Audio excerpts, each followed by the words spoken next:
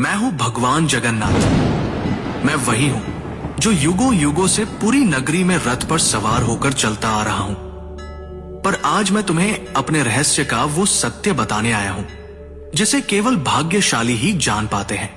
लोग मुझे जगन्नाथ कहते हैं, पर क्या तुम जानते हो मैं कौन हूं? मैं वही हूं जो द्वारका में श्री कृष्ण था, वही जिसने अर्जुन को गीता सुनाई, वही जिसने राधा के प्रेम को साक्षात ईश्वरत्व में बदल दिया, वही जिसने अधर्म के सामने धर्म को विजयी बनाया। जब द्वारका का अंत हुआ, मेरा पार्थिव शरीर समुद्र में प्रवाहित कर दिया गया, पर मेरा हृदय, मेरा चेतन तत्व नष्ट नहीं हुआ। वह दिव्य ऊर्जा, वह ज्वलंत आत्मा समुद्र में एक दिव्य काष्ठ, पवित्र लकड़ी के रूप में प्रकट हुई और बहती हुई पुरी के तट पर आई। उसी समय राजा इंद्रद्युम्न ने मुझे स्वप्न में देखा। हे राजन, ये कोई साधारण लकड़ी नहीं, ये मेरा शरीर है, इससे मेरा विग्रह बनवाओ। राजा ने आदेश दिया। मूर्ति बनाने के लिए एक वृद्ध पुरुष प्रकट हुए। उन्होंने कहा, इन्हें गुप्त रूप से बनाऊंगा, कोई द्वार मत खोलना। वो कोई और नहीं, स्वयं विश्वकर्मा थे। जब मूर्तियां बन रही थी, रानी की चिंता बढ़ी। द्वार खुलवाया गया। मूर्तियां अधूरी थी।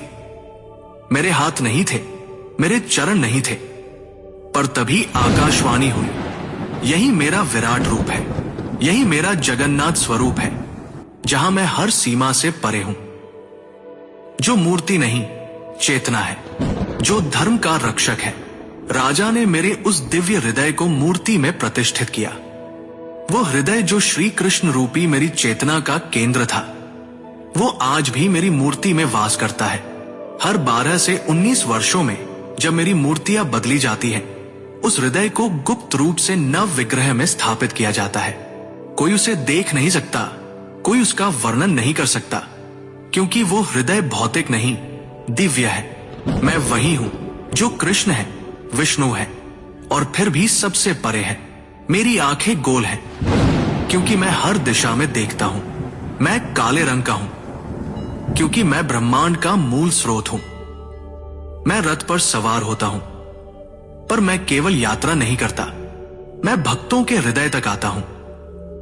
रथ यात्रा केवल उत्सव नहीं, यह संकेत है कि जब जब धर्म डगमगाता है, मैं स्वयं रथ लेकर चल पड़ता हूं।